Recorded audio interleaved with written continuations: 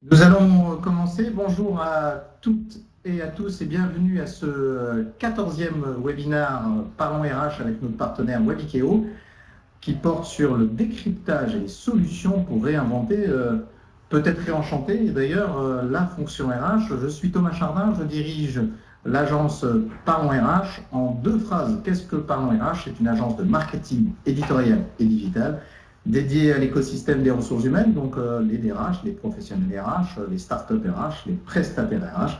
Nous accompagnons l'ensemble de ces acteurs dans l'intégration du digital, notamment des réseaux sociaux, dans vos stratégies de communication RH, dans vos démarches de marketing RH, dans l'ensemble de vos productions éditoriales RH et dans tout ce qui concerne le community management RH. Donc, ce qu'on aime, c'est parler RH avec vos clients, vos prospects, vos collaborateurs, vos candidats, vos managers.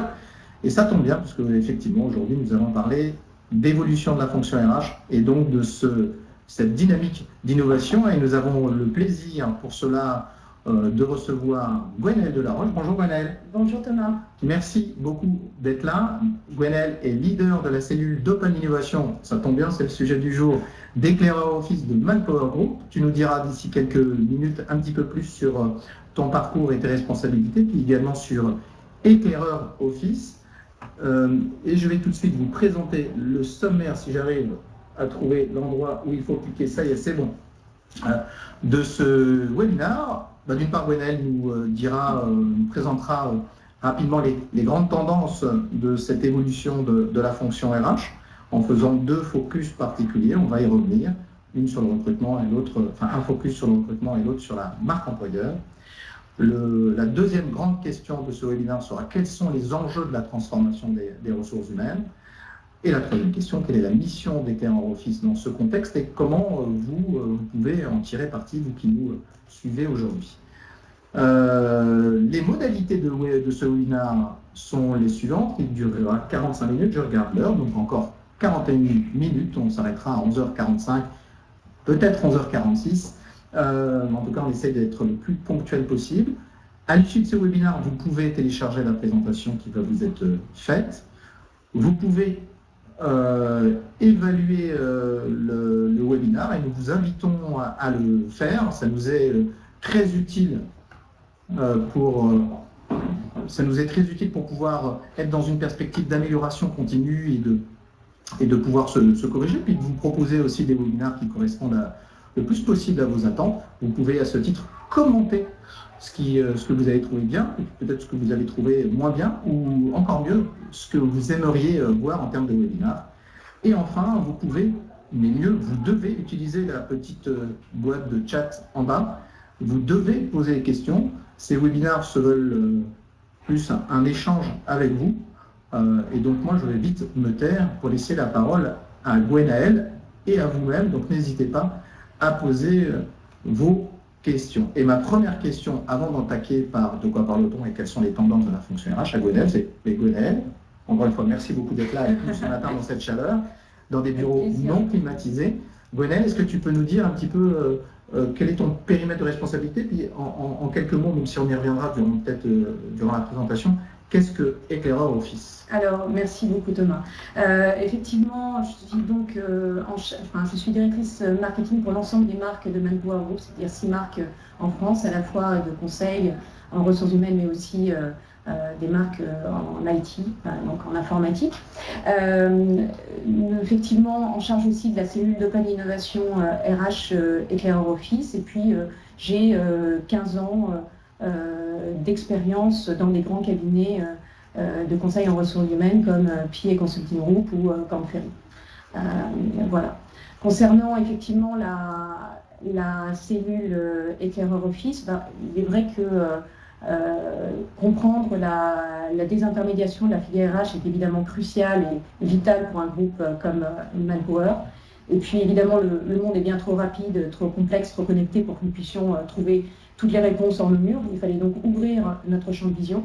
C'est ce que nous avons fait il y a maintenant 2 ans en créant cette cellule et avec une ambition effectivement d'intégrer le meilleur en fait des solutions OpenRH du marché, c'est-à-dire le meilleur des solutions qui sont amenées par les jeunes entrepreneurs dynamiques et innovants de la chaîne de valeur, de façon à mieux accompagner notre propre transformation et puis évidemment celle de nos clients.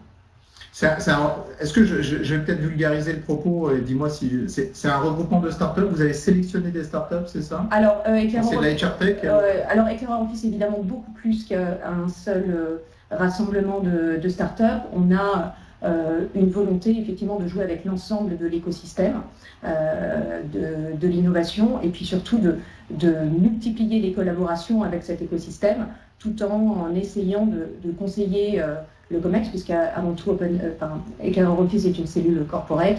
Avant tout, cette cellule était là pour aider le COMEX de Manpower Group à prendre les meilleures décisions par rapport à la transformation de notre groupe en tant que tel. Donc ça n'a rien à voir avec le LabRH. Alors, oui, alors évidemment, oui, très bonne question, parce que c'est vrai que c'est une question qu'on nous pose souvent.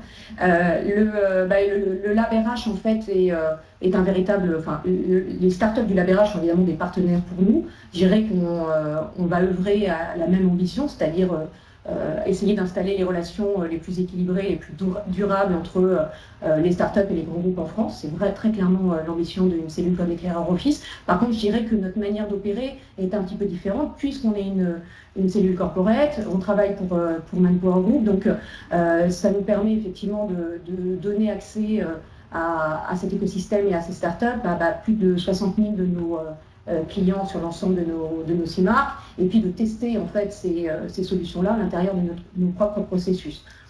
Je dirais que la différence aussi, c'est que la cellule Eclaireur Office est constituée d'une équipe d'experts en ressources humaines, puisque... Vous êtes combien? Alors, on est, en fait, il y a 6 personnes, et ces 6 personnes ont évidemment des parcours différents, variés, mais ils font tous du marketing stratégique pour les différentes marques du groupe.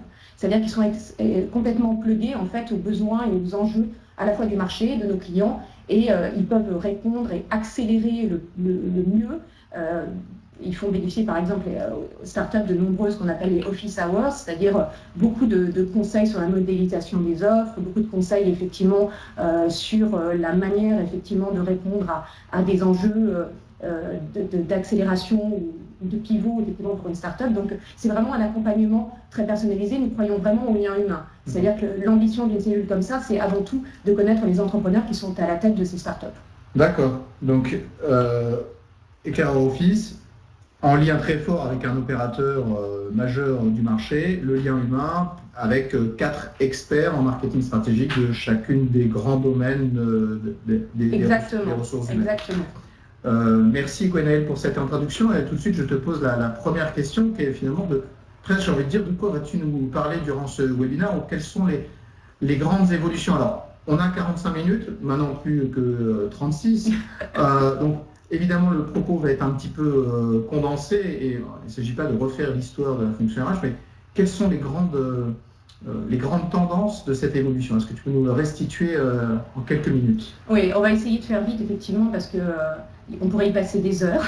C'est évident, c'est passionnant et c'est très riche. Bon, disons, ce qu'il faut, on peut se demander pourquoi il y a une accélération effectivement de la désintermédiation de la filière RH maintenant, alors que c'est vrai que ça fait depuis les années 2000 qu'on prédit cette ubérisation du secteur. Donc pourquoi maintenant? Je dirais que c'est la conséquence un peu de ces méga trends, donc ce que vous voyez effectivement, les fameux SMAC, donc le social, le mobile, l'analytics, le cloud, qui permettent à un grand nombre d'usagers de rejoindre des applications en ligne, donc qui permettent forcément, parce qu'il y a plus d'usagers sur ces applications, de modéliser des tâches spécifiques de la chaîne de valeur et d'investir beaucoup d'argent. Donc ça, c'est une des raisons effectivement de la croissance massive de la filière.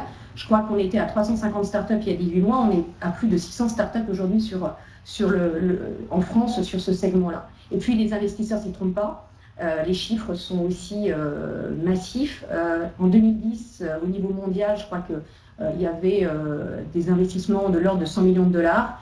En 2016, on est à 2,8 milliards de dollars sur les fonds qui sont dédiés à cette filière. Une autre chose aussi, c'est qu'avant, ces solutions s'adressaient plutôt à des mastodontes, des gros groupes du CAC 40. Aujourd'hui, avec ce type de solutions qui sont en mode SaaS, en mode cloud, elles sont facilement installables et désinstallables. Pour quelques milliers d'euros, on peut plugger ce type de solution à son SIRH et donc bénéficier effectivement d'un volant énorme sur l'ensemble de la gestion de ses talents. Donc ça permet effectivement de capter un marché qui est beaucoup plus large que celui des grands, par exemple, du CAC 40. Je crois qu'il y a une étude mondiale qui montre que c'est 60% de ces petites entreprises qui souhaitent s'équiper de ce type de solution dans les mois qui viennent. Donc le marché est exponentiel. D'accord. Donc vraiment une dynamique très forte d'innovation. D'ailleurs, la semaine dernière, il y avait Viva Technologies. Pour ceux qui ont eu la chance d'y être, on pouvait retrouver, on pouvait vivre, même sentir cette dynamique. Monsieur le Président Emmanuel Macron a d'ailleurs annoncé, tu parlais de chiffres, d'investissement pour les startups, la création d'un fonds de 10 milliards pour les startups, pour faire de la France French Startup Nation, c'est ça? C'était vraiment très dynamique, on pouvait retrouver, vivre ce que tu viens d'évoquer. Et donc effectivement, Thomas, tu as complètement raison, devant un tel engouement, maintenant, il y a le revers de la médaille, c'est qu'effectivement, il va falloir pouvoir lire cet écosystème, parce que très clairement, le sujet n'est plus de savoir si cette micro-tâche est désintermédiée ou ubérisée effectivement par la technologie, mais très clairement qui le fait, parce qu'on sait que maintenant, il y a de nombreux partenaires qui peuvent équiper effectivement sur ces micro-tâches. Et puis, surtout, être en mesure d'intégrer ces différentes solutions. Parce qu'on l'a dit, ce sont des micro-tâches, donc pour créer de la valeur, il faut qu'elles s'intègrent entre elles, qu'elles se combinent entre elles.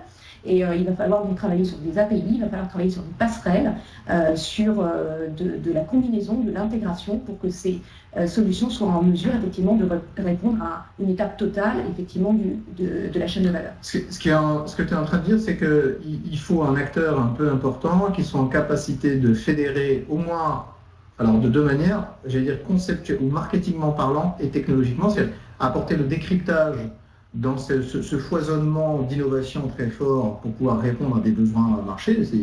On risque de tomber, et c'est très bien, mais dans une forme de maquis, donc il faut apporter de la visibilité et en même temps être en capacité de fédérer toutes ces startups via une technologie, comme une espèce de hub technologique qui permet de se plugger. C'est ce que propose d'ailleurs Eclaireur Office. Oui, c'est ce que propose Eclaireur Office, et puis c'est ce qu'on propose effectivement en intégration après en deuxième phase pour donner du sens et puis pouvoir arriver effectivement sur un go-to-market à l'intérieur de l'entreprise assez rapidement pour éviter de se tromper sur la solution qu'on va mettre en place par rapport à sa maturité, sa stabilité dans l'organisation. Il faut tester mais éviter les risques évidemment majeurs et puis évidemment donner des conseils pour la meilleure intégration. Très bien, donc voilà pour la partie cadrage. Alors n'hésitez pas à poser vos questions ou à faire vos retours d'expérience sur cette thématique qui est assez vaste. Là, on a le commentaire de Laurent, ça doit être un aficionados de Manpower Group.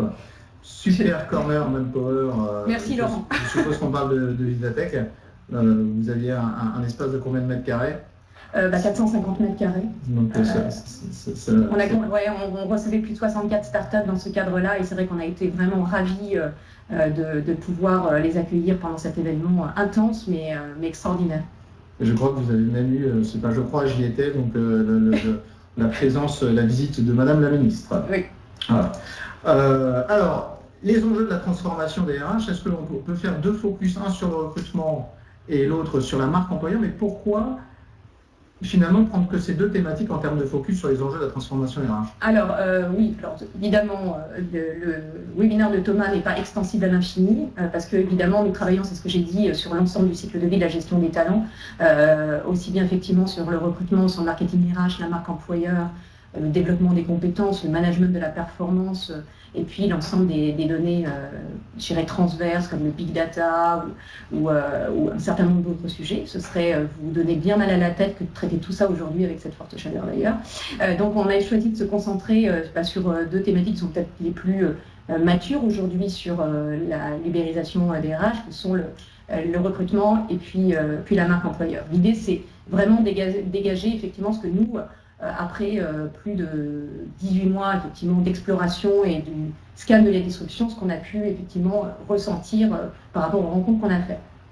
Donc le premier pilier, c'est très clairement le recrutement social, et son pendant qui est le crowdsourcing. Alors qu'est-ce que c'est?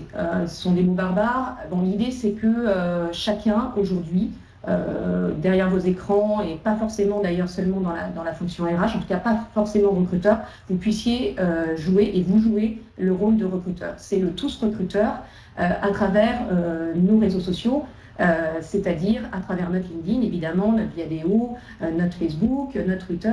On va pouvoir effectivement permettre à tous nos suiveurs, nos followers, de bénéficier effectivement des postes ouverts dans notre organisation ou des postes ouverts pour lesquels on a connaissance. Donc c'est extrêmement intéressant parce que ça permet de démultiplier ce qu'on appelle le reach en fait d'une stratégie d'acquisition des talents. Donc ça, c'est vraiment un très très bon point. Le phénomène du crowdsourcing, c'est un petit peu ça. C'est non seulement c'est l'ensemble de l'écosystème interne d'une organisation qui va jouer le jeu pour ouvrir son réseau et trouver de nouveaux talents, mais pas seulement. C'est-à-dire que c'est aussi les partenaires de l'entreprise, ses fournisseurs, pourquoi pas les groupes médias qui sont autour, qui vont ouvrir leur réseau. Donc on est vraiment sur cette démarche de création de valeur à partir de l'ensemble de l'écosystème d'une organisation, ce qui est vraiment très intéressant. Le deuxième point, c'est le growth hacking digital. Alors ça aussi, c'est encore un mot barbare. Très clairement, ça sous-tend la tendance qu'aujourd'hui on est, et d'ailleurs on le vit tous, surconnectés. Notre attention, elle ne dure pas plus de quelques secondes. En permanence, on est dérangé, on est perturbé par l'information, et donc les délais de recrutement deviennent très longs. Les talents sont quasiment indélogeables, on n'arrive plus à les toucher.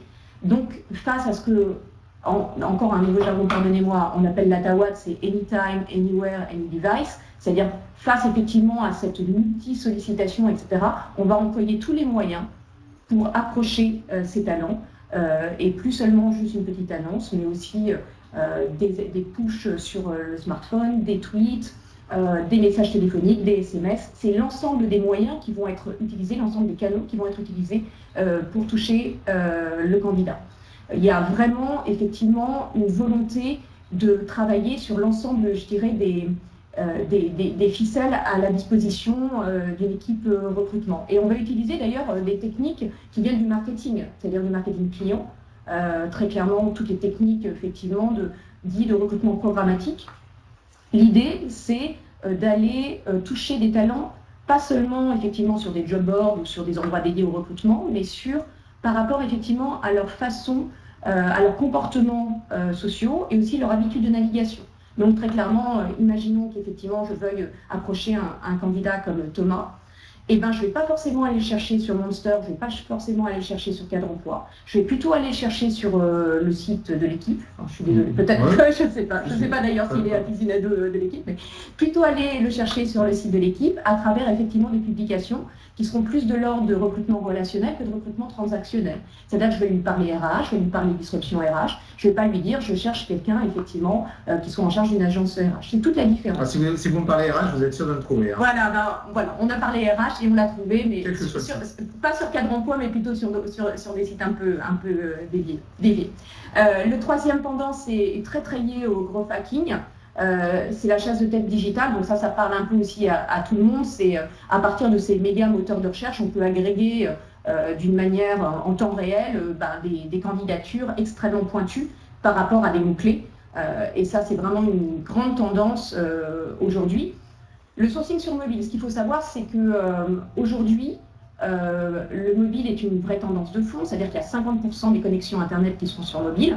Et donc, il y a tout un marché d'applications qui se développe, pas seulement pour les recruteurs d'ailleurs, en tout cas pour tous les opérationnels qui auraient besoin aujourd'hui de recruter. Donc, des applications, par exemple, je pense à Kudo, je pense à Lalive, qui vont jouer effectivement sur tous les codes de modèles un peu à la Tinder, c'est-à-dire on va aller balayer effectivement l'écran pour aller très vite et un peu de manière gamifiée trouver les candidats, et puis c'est surtout on va pouvoir jouer avec le mobile sur la géolocalisation.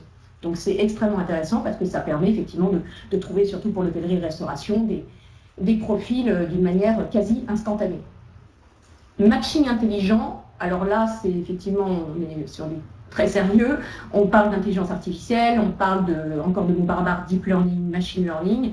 L'idée, c'est de trouver le meilleur matching entre un poste et un pool de candidats. On sait qu'il y a d'énormes progrès qui sont en train d'être réalisés à partir de ce type, effectivement, d'algorithmes. Et l'idée est de travailler de plus en plus sur l'industrialisation de ces plateformes de matching. Le dernier pilier qui sous-tend un peu toute la stratégie et la vision sur laquelle on travaille au sein de Manpower Group, c'est le Human Cloud. Alors Human Cloud, tout simplement, c'est la désintermédiation de la relation travail. Donc c'est toutes ces nouvelles plateformes qui viennent des États-Unis, Upwork, Freelancer, Amazon Turk, qui sont des plateformes qui vont complètement désintermédier la relation de travail et faire qu'avant, effectivement, sur ce genre de plateforme, on recrutait un candidat. Maintenant, on recrute plutôt une force de travail pour faire une mission. Et si on pousse encore plus le lien, on cherche plutôt des forces de travail qui vont faire une tâche de travail. Donc, on voit qu'il y a vraiment le fameux risque de perte de sens par rapport à la relation de travail. Justement, quand je vois l'ensemble de ces piliers-là, on parle d'intelligence artificielle, de machine, tout ça, d'algorithmes, qu'est-ce que je mets d'autre on va appliquer toute une diversité de moyens qui vont s'appuyer sur la technologie avec presque en filigrane derrière ça, ou presque en conséquence, une ubérisation du lien social. Manpower Group, qui est un acteur majeur de l'emploi, quelle est sa vision? Enfin, je ne sais pas, je ne sais pas combien de temps il nous reste, je suis en train de regarder 20 minutes. Donc, très challengeant. Quelle est la vision de Manpower Group par rapport à cette tendance-là qui va vers une forme d'ubérisation complète du lien social? J'ai envie d'aller encore même plus loin, de l'humain.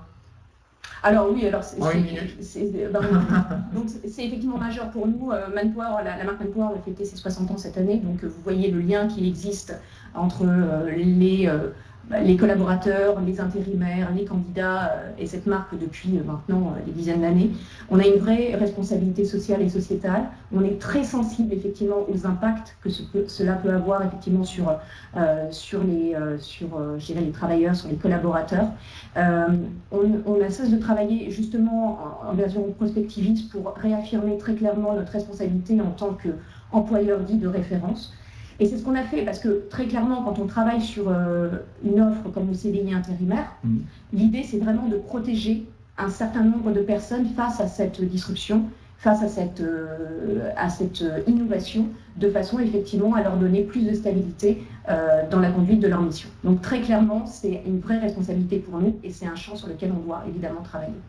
Donc l'innovation ne s'oppose pas à la protection. Bien au contraire, il faut vraiment respecter, il faut se transformer tout en respectant ce que l'on est. Alors ça, c'était la premier focus qui est sur la partie recrutement et recrutement 3.0. Sur la partie marque employeur, deuxième focus. Alors la marque employeur, c'est un sujet que j'ai choisi aussi, même en faisant vite, parce que c'est majeur pour moi. C'est vraiment, aux États-Unis, cette tendance-là, ça devient vraiment un phénomène de société. On parle effectivement de sites comme Glassdoor, comme meilleureentreprise.com, Vault, qui sont des sites, des job boards qui se sont réinventés en devenant des sortes de TripAdvisor de la marque employeur, qui permettent aux collaborateurs, qui permettent aux candidats de venir noter une entreprise et ses processus RH. Donc on voit que ces plateformes-là permettent d'ouvrir totalement une entreprise. Elles ont des enjeux effectivement de transparence qui sont jamais vus avant. C'est vrai qu'aux États-Unis, les entreprises sont notées d'une note avec des étoiles jusqu'à 5 en fait. Et on a vu un certain nombre effectivement d'études qui montraient que en dessous de 4, 4,5, les jeunes générations, ce qu'on appelle effectivement génération Y, etc., ne répondront plus effectivement à une demande d'emploi d'une société qui n'affiche pas au moins 4 étoiles, 4 étoiles et demie. Donc il y a un vrai enjeu. Ils sont extrêmement fréquentés. Je crois que Glassdoor aux États-Unis, c'est 18 millions de visites par mois sur leur site. Donc c'est un vrai phénomène à ne pas négliger. Donc face à ça, effectivement, on a des objectifs de transparence qui sont énormes.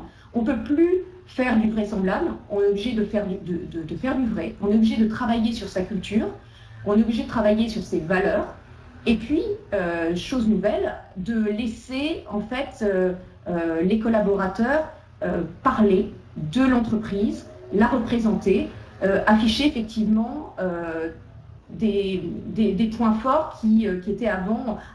Avant, une entreprise était plutôt représentée effectivement par ses dirigeants. Aujourd'hui, elle est plus représentée effectivement par l'ensemble des collaborateurs qui font la force de cette entreprise-là. Donc c'est vraiment un phénomène passionnant. On travaille et on est aussi censé travailler effectivement sur ce qu'on appelle le contenu de marque, sur le marketing RH, justement pour arriver à donner plus de sens à cette stratégie d'authenticité. Tous ces sujets ne nous sont pas évidemment étrangers au sein de Parlons RH. Mais c'est vrai que Manpower Group a une position un peu particulière puisqu'elle a un peu tête de pont aussi et pour récupérer un certain nombre de tendances internationales et notamment américaines. Une question, parce qu'on entend beaucoup de choses sur la marque employeur et finalement parfois les cordonniers sont les plus mal chaussés. Et donc ma question est plutôt à l'intention de Manpower Group.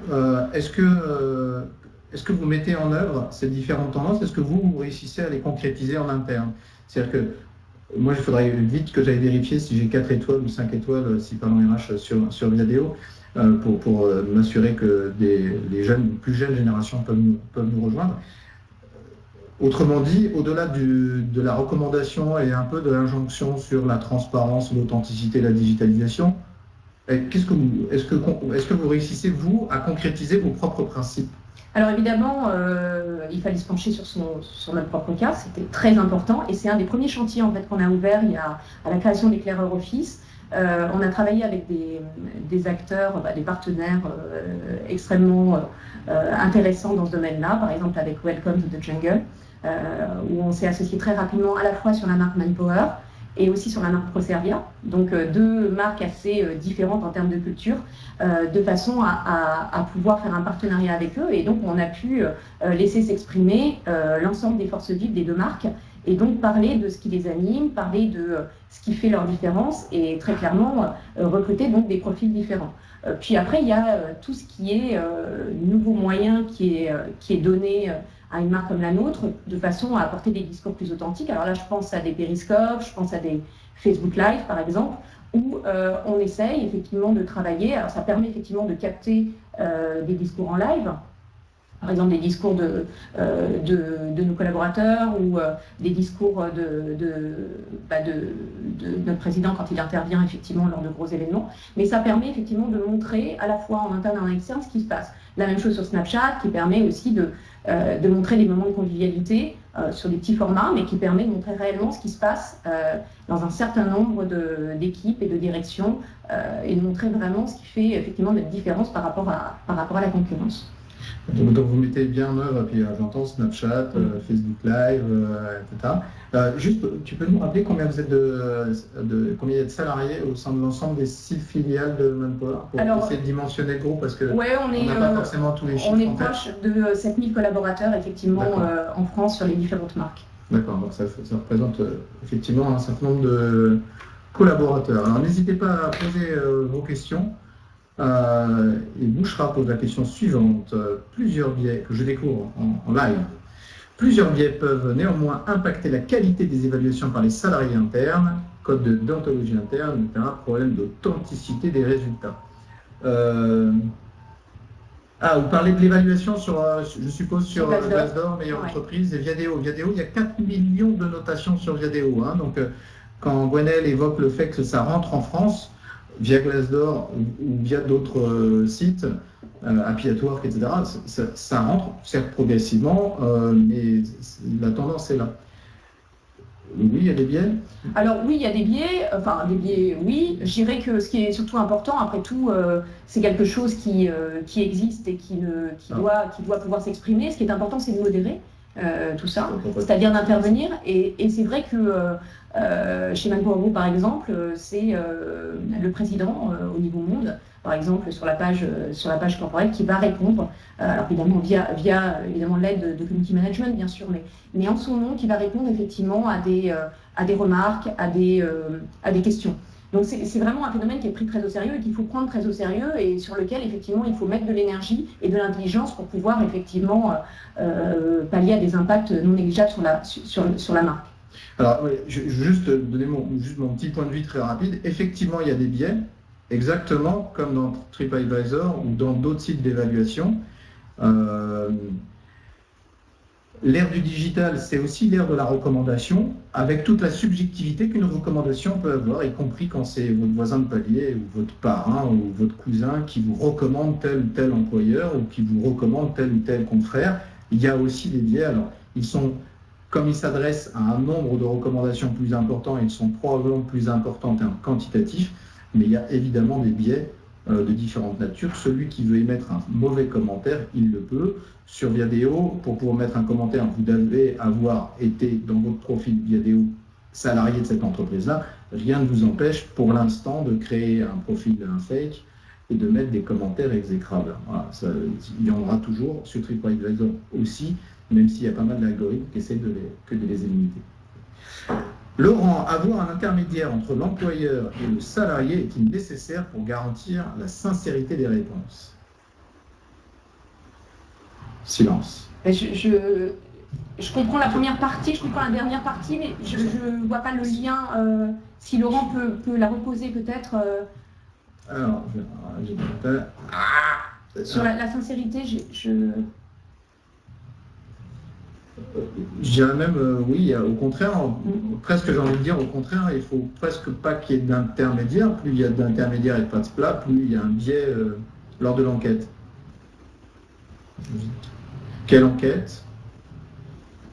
Laurent, avec plaisir pour répondre à votre question. Si vous pouviez juste la préciser un tout petit peu, ça serait parfait. Alors, Arlette, même si ce n'est pas une question sur le fond, le contenu de webinaire, vous pouvez l'avoir à la fin du webinaire pour télécharger la présentation.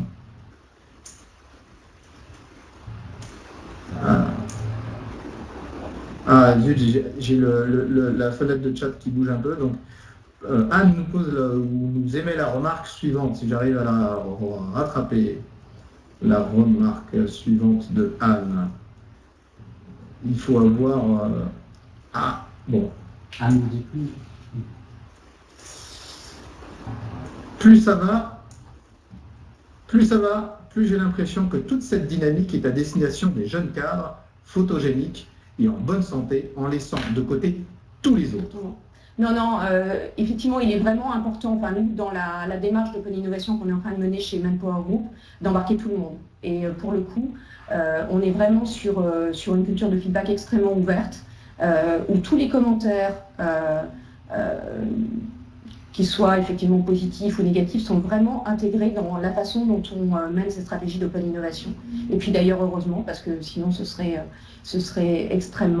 petit peu fait d'une manière militaire. Donc l'idée, c'est vraiment d'embarquer tout le monde dans ce mouvement, pas seulement effectivement des gens qui pourraient être ce qu'on appelle effectivement les early adopters de l'innovation, mais bien au contraire l'ensemble des collaborateurs. Et c'est vraiment ce qu'on préconise effectivement quand on travaille avec nos clients. Laisser cette culture du feedback naître et se développer. Et Anne, vous avez raison de formuler cette remarque parce qu'elle est effectivement un peu régulière dans cette thématique du digital. La semaine dernière, il y a eu une très bonne étude via Voice sur justement les jeunes générations, les millennials, face aux mutations du monde du travail. Donc ça ne se limite pas uniquement à la partie digitale et à ce qu'on évoque là, mais qui montre bien qu'il n'y a pas de France. En tout cas, il n'y a pas de France des jeunes, ceux qui seraient in et ceux qui seraient out, les jeunes cadres photogéniques en bonne santé d'un côté et tous les autres de l'autre. C'est beaucoup plus complexe que ça. Il y a plutôt un certain nombre de critères de segmentation et je peux vous assurer qu'entre un jeune cadre, peut-être à la Défense, n'a pas forcément la même appétence qu'un ouvrier dans la Creuse, certes, mais en tout cas, ils ont tous une fibre, toujours une culture digitale. Et elle n'est pas forcément plus prononcée là où on le pense de prime abord. Voilà, donc je crois qu'il faut essayer d'avoir le plus possible de nuances dans cette approche-là. Toutes les études sérieuses sociologiques montrent qu'on n'est pas sur une répartition binaire du marché et qu'au contraire, on est plutôt sur une segmentation assez complexe sur différents critères d'appréhension des mutations du travail. Désolé pour cette réponse un peu longue. Le droit du travail et les syndicats facilitent cette révolution RH. Je pense qu'il faudrait qu'on fasse quasiment un webinaire sur ce sujet-là. C'est un sujet qui demande beaucoup plus effectivement que quelques minutes. Vous avez raison, Marie-Pierre, et je pense que c'est un vrai sujet de rentrée. Quand les ordonnances seront parues, je pense qu'on traitera des partenaires sociaux et de cette dynamique, la capacité à appréhender les changements du monde, notamment les changements digitaux. Je vous propose de poursuivre, j'en oublie pas pour autant les questions que vous posez. Merci Anne pour vos commentaires super intéressants. L'étude via Voice, je pense qu'elle est accessible sur le site de ManpowerGroup. Oui, alors elle est sortie effectivement sur les EcoStart et aussi sur ManpowerGroup. Vous pouvez effectivement retrouver l'ensemble de cette étude sur les jeunes et l'emploi. Alors, quel est dans tout ce panorama que tu viens de nous décrire, alors dans le temps imparti, sur les tendances de la fonction RH et de son évolution, sur les enjeux sur le recrutement et la marque employeur, alors est-ce qu'on peut aller plus au-delà sur c'est quoi la mission d'Eclaireur Office dans ce contexte-là, et quel moins start-up ou moins entreprise, quel intérêt j'en ai? Alors, déjà, on va lire effectivement l'ambition par rapport à l'ensemble du marché. Effectivement, on avait une vocation à l'origine prospectiviste. L'idée, c'était de maîtriser et d'appréhender effectivement les grandes tendances, que ce soit effectivement sur le futur du marché de l'emploi, mais aussi sur la transformation des organisations, c'est-à-dire les nouveaux modes de collaboration, les nouveaux modes de management, donc par exemple on pense à de l'acratie ou des choses comme ça, et la transformation de la fonction RH en tant que telle, parce que évidemment, pour nous c'est clé, nos clients sont RH et ont cette responsabilité énorme d'aider et de faciliter la transformation de leur organisation.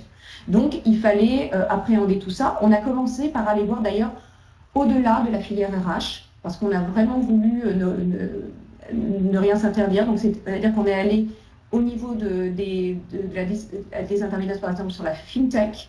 On a travaillé par exemple sur le phénomène de blockchain. Pour nous, c'est extrêmement important vu qu'on fait travailler 100 000 intérimaires par jour et donc on est soumis effectivement à la réalisation d'un certain nombre de contrats de travail. Il est extrêmement important de se pencher sur blockchain et la sécurisation des contrats en tant que tel. Après, il y a tout le phénomène de l'EdTech à travers ce qui se passe sur les nouveaux outils de formation comme les MOOC, les SPOC, enfin, toujours des mots un peu barbares, mais qui viennent transformer la façon dont aujourd'hui on développe les compétences, donc passionnant. Il y a aussi tout ce qui se passe sur l'AdTech avec la programmatique. Donc là j'en ai un petit peu parlé, c'est la nouvelle façon effectivement de faire du recrutement programmatique et de travailler effectivement avec ces métiers-là. Et puis évidemment on est aussi innovateur de notre propre métier, donc il fallait travailler sur la manière dont les mégatrends, donc les grandes tendances, venaient impacter nos métiers.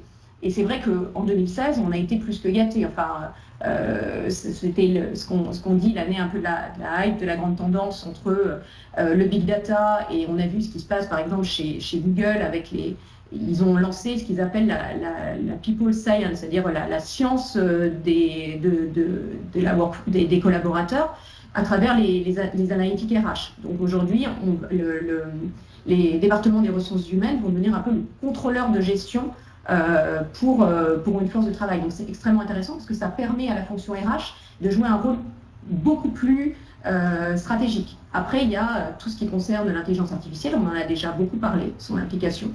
L'IoT aussi, les objets connectés qui viennent impacter totalement le sujet de la qualité de vie au travail. Il y a un sujet de déontologie en France, on sait qu'il se passe énormément de choses dans le monde à travers ces montres connectées, par exemple, qui peuvent évaluer le stress, les burn-out, les maladies. Plein de choses, effectivement, qui se mettent en place par rapport à ça.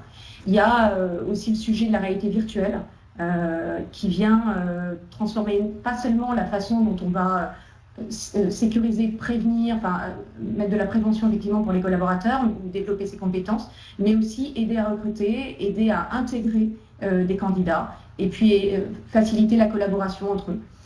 Donc c'est vraiment extrêmement important. Une fois qu'on avait fait tout ça, une fois qu'on avait bien compris quelles étaient les grandes tendances, la manière dont on allait être impacté, il faut devenir un catalyseur d'innovation, c'est-à-dire multiplier les collaborations, intégrer cette innovation à la fois dans nos propres processus, mais aussi dans les propositions de solutions qu'on propose à nos clients. Donc on a créé effectivement une communauté ouverte de startups, donc on en a vu plus de 350, et on collabore aujourd'hui avec plus de 60 jeunes entrepreneurs hyper innovants sur l'ensemble de la chaîne de valeur.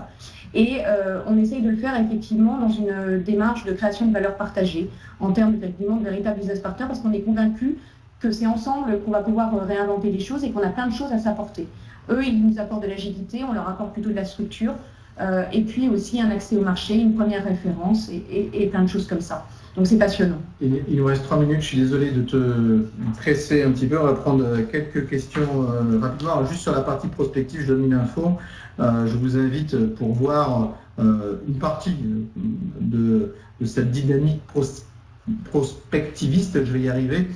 C'est le blog de Manpower Group qui s'appelle HR Review.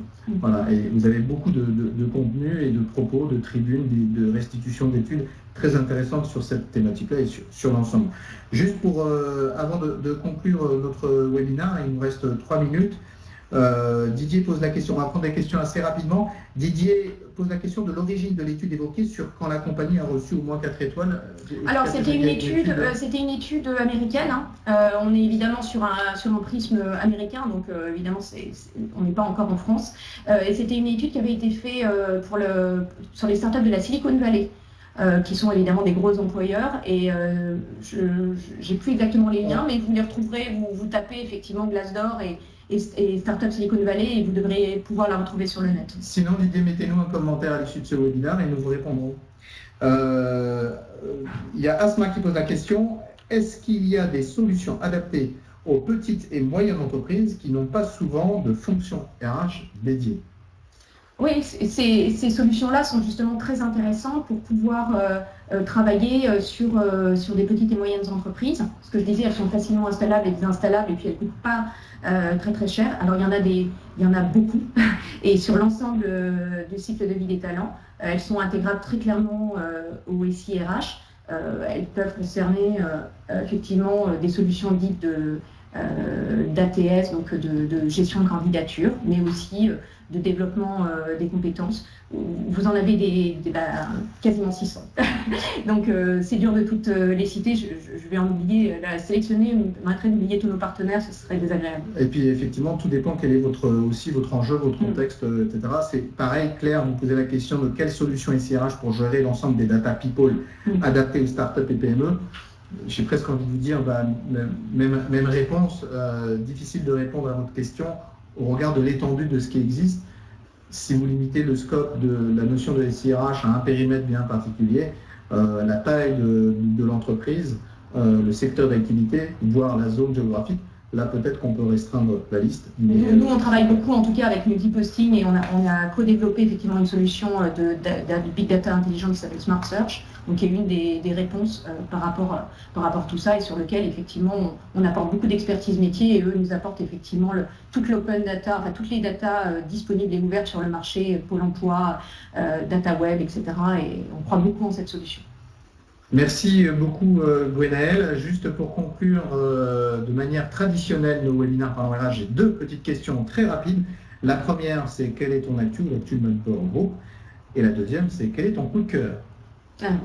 Alors, concernant l'actu, effectivement, on sort donc des 3 jours de Viva sur lesquels on va devoir digérer un peu, entre autres, l'opération Talent Connect, qui est l'opération recrutement de l'ensemble de l'événement, donc plus de 3700 candidatures sur lesquelles il va falloir faire matcher à l'ensemble des offres des gros partenaires du salon. Et puis on a aussi les 4 challenges sur lesquels on a récompensé des startups et sur lesquels on doit travailler sur l'après-Viva pour faire vivre toujours plus de collaboration avec ces startups.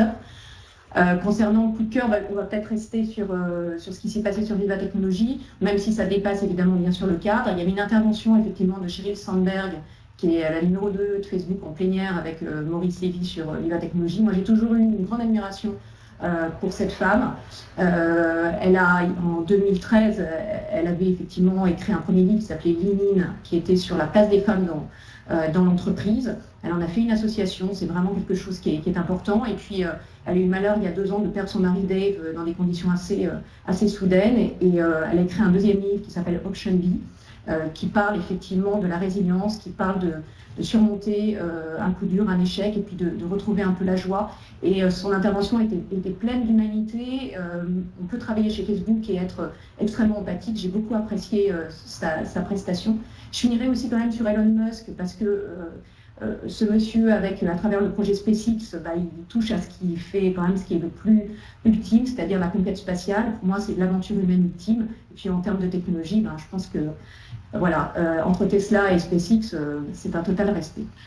Et quel bon mot pour terminer, quelle est la notion d'humanité, qui reprend le propos d'une remarque plus qu'une question d'une autre Gwenaëlle. Grande tendance, oui, à condition de ne pas oublier l'essentiel, l'humain. Oui, merci beaucoup Gwenaëlle d'être venue pour un sacré challenge qui est de résumer en 40 minutes l'ensemble de ces enjeux. Donc au plaisir de pouvoir poursuivre l'échange sur les réseaux sociaux avec toi, avec Manpower Group. Pour ma part, je vous donne rendez-vous le 26 juillet prochain à 11h avec Guillaume Vigneron, qui est un expert du marketing automation dédié au RH et qui viendra nous parler et d'échanger avec vous sur le thème du recrutement. L'inbound recruiting va-t-il tuer le sourcing? Je vous laisse avec ce magnifique teasing. Merci à tous de nous avoir suivis. Le webinaire qui vient de se dérouler est en replay pendant une semaine. Je vous invite à l'évaluer, à poster vos commentaires. Merci beaucoup. Bonne journée dans la chaleur. Merci à tous. Au revoir.